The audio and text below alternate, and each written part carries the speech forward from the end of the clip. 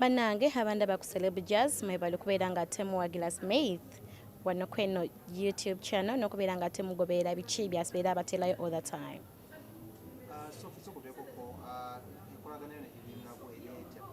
Evelyn mukwano gwange kuva dda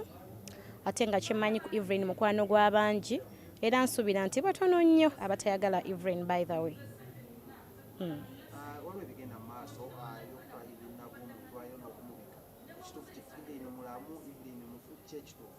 Bana ekituufu kiri nti Evelyn mulamu era nze by the way nze Sophie love stera kunyiiga era wemba nnyiize bannange oba ŋŋambe ntya kiba kinsuseeko olunaku lwo bangi bankubira amasimu eri abagamba nti banaye nga kitalo nga kine nga by the way saaba wa time era nga abasinga buli akiŋŋamba nga namujjangako ku ssimu kuba okubika omuntu omulamu nga twakamutuusa mu ddwaliro abasawo bamuyikidde nga kumi bonna bali ku ye abali ku kigere abali ku maaso abali ku ki kegamba ngolaba munno bamuwadde that good care kegamba ate omuntu n'ava eri n'amubika oyo mukwasa bukwasa Allah ye n'abagamba nti mwenna abamubise Allah abasaasire. Yes. Right now Evelyn Namunitesive Community bannange yavudde me bali kubeera nga musaba bamuwadde room era ali ku level 3 mebega kati bamukiriza kubeera nga atalabibwa abantu olw'embeera eri mu ggwanga ya coronavirus n'okubeera nga ate wabadde bakyamwa special care naye kati wetwogera at least bambi afunye room osobola okgenda n'omulabako n'okubeera nga ate ogenda munayobako ebigambo by'omugambo ebimugumyako zaateredde akakkanye eri embeera gye mbadde mulabyeramu okubeera nga azimbye face yenna azimbe yenna munene Evelyn azeewo bannange nawe n'omulako essaawa eno ogenda kubeera nga ate osmiling ako she's looking so great era nga twebaza buli muntu ena abadde aweereza essaala. Embeera y'okubika Evelyn Lagu yatandika etya byavaawa ani yatandika ensonga eyo ginyomere butuufu bwayo nga bwe yali. Ekituufu kiri nti siyinza kulima nti namanya engeri y'okubika Evelyn Lagu nga bwe yatandika cause that time twali up and down twali nakasero nga tulina mwami Balamu bannange oyo mwami I don't even what to say just namukwasa bukwasa Allah abeere nga atamwa kyasinga okwagala kuba yali walinya na boda nangamba Sophie mutuukire nakasero nkubira eza kungamba nti ndi wana around town niyo mba munatero tukakola ki nkubira kwa era ngamene kungamba funa ambulance bwanguye baleetewa nakasero kino nyemba dida chika 10 Sophie yangu wa ne mugamba no kasala magezi gona tubedeka kweda nga ntusa Evelyn Lagu muki muddwayo ne kwatagane pe ne mugamba peni yangu wa twan Evelyn we yali nsamba crash n'abannamawulire abanetwala Evelyn wawe yali alina okubeera nga ate agende essaawa zibali batugambye okubeera nga ate tumutwala kati embeera y'okubibiga sijja gamba nti yatandika bweti oba bweti nawiranga simu kuŋŋamba nti Sophie nga kitalo Sophie kaganga buli akiŋŋamba mujjako kuki ku ssimu so saamanya ani yakitandika saamanya kyavaawa sijja kulimba lwa nabiwiranga bulize mu matu gange era bule yamubika Allah akusaasire. Yes, sir.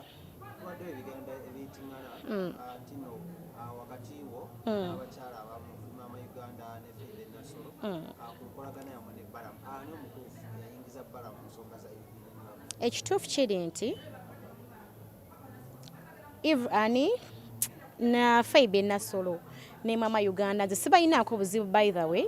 ate mbadde sigamba nti like we have a big grudge nti batu bajja tuneneŋŋana nedda ze Sophie nsekera buli omu nsanyukira buli omuntu abazzi newa by the way tonjagala era nze olina wabatanjagala ngamba gwe Allah bw'ati bwe yakola ki kwe tolina kwagalibwa buli muntu kino kindaze nti osanga babadde balina eimu ki eimu endala oba ekyo tekiba kibi buli omu aba n'endowooza ye ate olimu aba alina kyayagala okubeera nga akola okubeera nti naasiimibwa so nze ŋŋanze sibalinaako buzzi olabye n'ebize biyitiŋŋana nti oba twabayiseemu ne mwami Balamu ekitaali kituufu oba mukitegeera mwami Balamu kola omukubira essimu yona yali amanyi nno ngenda nakola interview naye oba mukitegeera kozinudde nga munoonya okubeera nga mpaaki interview nokwenda nga Sophie jangu tukolera interview mu office ne mga nedda mukwano si kya interview kya Evelyn Lagu nangamba Sophie nkubidde Evelyn Lagu nebyanzeemu sikoze eki sibyagadde abula nyambe ekintu kimufuna ambulance omujje waali omuntu alire nakasero ne mugamba kindekere mukwano nangamba nkwere ne mugamba ekyo kindekere mwami Balamu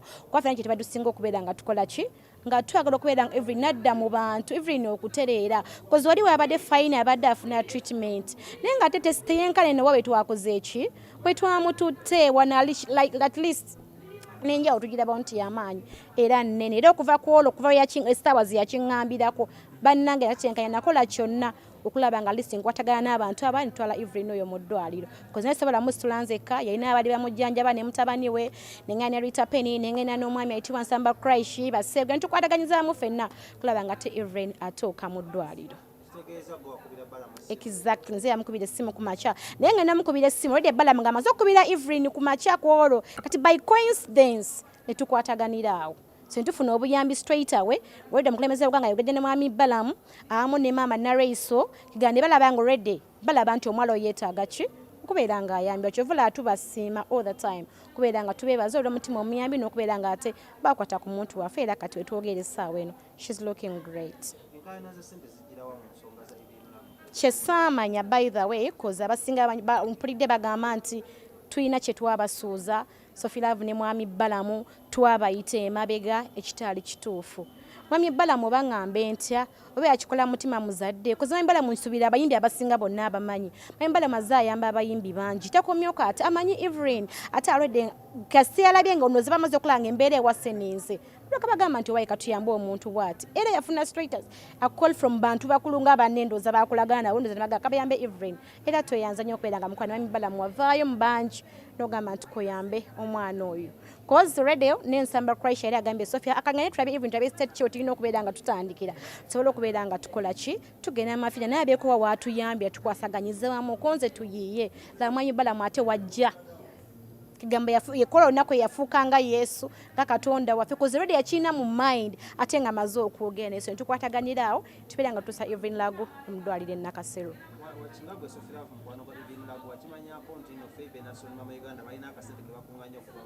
Ekyo saakimanya mukwano kubanga nze omuntu newe yalinga ngamba nti Sophie njagala kubeera nga pa Evelyn obuyambi mbiwane nga mugamba Evelyn ayina ennumbers ebbiri ayina Airtel line ayina MTN line kozi sente tezeesigwa ate sente kintu kikemu sosobola ko committing nti mbere nga nkwata sente zaani sente z'omulwadde kati bosanga baali balina kye babala through her tutamanya kuzinze mbadde mmanyi mama Uganda Evelyn Lagu bamukwano fena tuli bamukwano nti abadde nga agenda bana amulaba nga mukwano gwo obadde nga ogenda noyitayo kuno bako kyo omuntu aliranga mukwano gwo kino mbadde sikisuubira kubeera nti ate kiva mu bonti abadde wedde balina kye bakola ki kibabala naye babadde babala nti naayambibwe alhamdulillah buli omukozi akoze kyasobola bangi bayambe Evelyn Lagu abaje tubamanyi abala tubamanyi kati nga senga n'abatuusa bangi nnyo by the way baziba muwo obuyambi baziba genda bamucekinga bayimbi banne bayiseeyo kugamba bambi n'abaziba muweereze sala namwe mukama abwe kye musinga okubeera nga ate mwagala naye mbiranye yesente nze Sophie Love Sirede kuddamu omuntu kumuvuma tyoba kuyomba buli omu waddembe okulowooza kyayagala buli omu waddembe okwogera kyayagala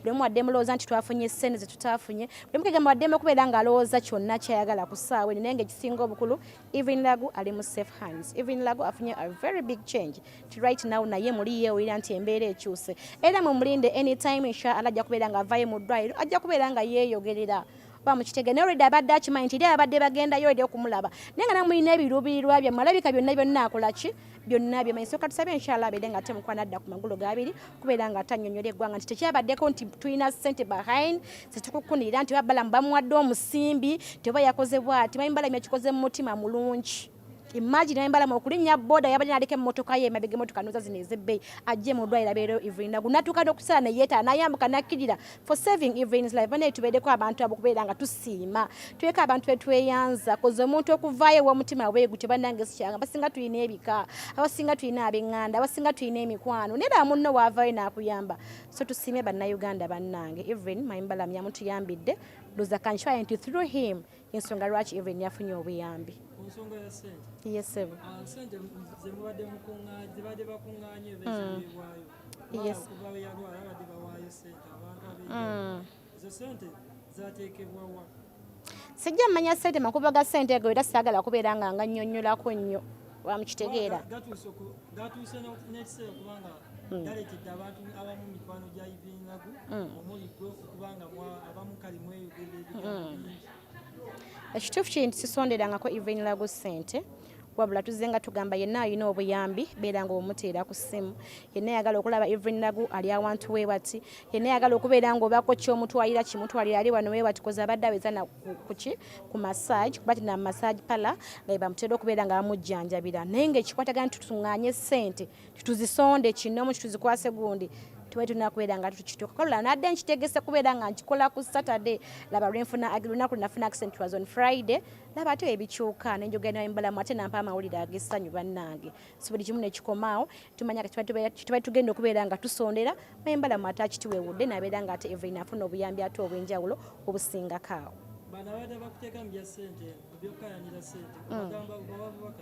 Obubaka bwembawa bannange nti tuba tubeeranga obanga weewaddeyo okuyamba omuntu nga mukwano gwo obanga muganda oyo omuntu etukulemezanga kintu kya sente zijja the right time ba mukitegeera ate tobaliranga ku muno fine waba bangi mufunye through some people abala mugeza kubeeranga mutitenkanya through some people which is okay ekino kikwatagana n'omulwadde waffe ffenna okitegeera mulwadde Evelyn mukwano gwa buli muntu so kyensaba essaawa eno ffenna tongere kubeera nga tumuweereza ssaala bino byonna ebiri otemye kubeera nga tuneneŋŋana tulina okubeera nga tukulembeza ssente kino ffe abasofa abagenza pulezidenti ffe abawandiika ebbaluwa ffe abakitandika byonna tebikyatugasa essaawa eno ffenna tulubirirwa ekintu kiba okubeera nga Evelyn atadda kubeera nga ate atereerwa n'okubeera nga awona ekirwadde ky'alina cause ffenna twagala bulamu bwa Evelyn abadde baagala ssente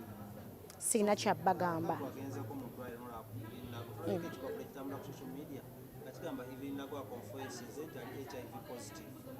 Sinnaba kubeera nga nkiwulira yadde okirabako yadde okumanya nti nali HIV positive sibimanyi cause buli kimu twakikwasizza basawo abamu baleka bakifunye bufunyi from nowhere aba ne bakifoojinga nenze about Evelyn state sigimanyi status sigitegeera kyemmanyi kiri kimu nti bajjanjaba Evelyn wange bamujjanjaba kidney failure amu n'okubeera nga ate abadde alina mundowooza okubeera bamaga muluma alima something like that naye ng'ekirala kye kikwatagana ne HIV status sikimanyi sina kyenyiza okubeera nga ate nkyogerako essaawa eno.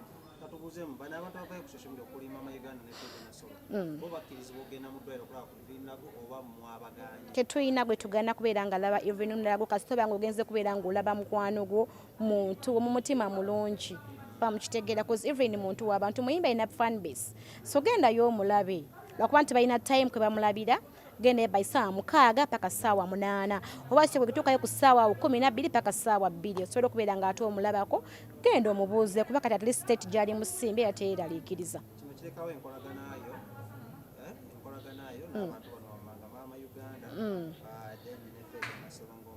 Sibayinaako buzibu wabula njagala beenenye mu mitima ate ekirala babeere nga basiima mwami Balamba bemuleme kumulabanga mulabe koze eri omuntu ayita mu muntu okulaba nga ate omuntu omulala akola ki ayambibwa nze mwami Balamba sirina kyakugamba alwa nakukwasa Allah era nagamba nti twasiima nasiima negamba nti twebalize mwami president otwebalize ne maama Nareiso byonna bye bakoze okulaba nga lisi basavinga Evelyn's life era ffe twasiima katongera okubeera nga tuweereza essaala mukama abawangaze n'okubeera nga ate tusabira Evelyn asobola okubeera nga ate awonera ddala.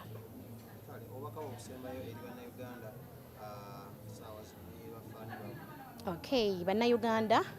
bebali okubeera n'amutima mirungi koza abasinga bambi mwavaayo ne mumuweereza obubaka aba ne mumusaasira ate abalala bambi ne mubeera nga mumuweereza ne ssente ku mobile money so bambi mwebale nnyo mwenna mweyongera omutima ogwo omulungi namwe abayamba nga muyamba n'omutima gwonna mukama abwekye musinga okubeera nga ate mwagala n'okubeera nga mwongera okubeera nga mutongera essaala Evelyn aveeyo mu ddwaliro adde ku stage ayimbe.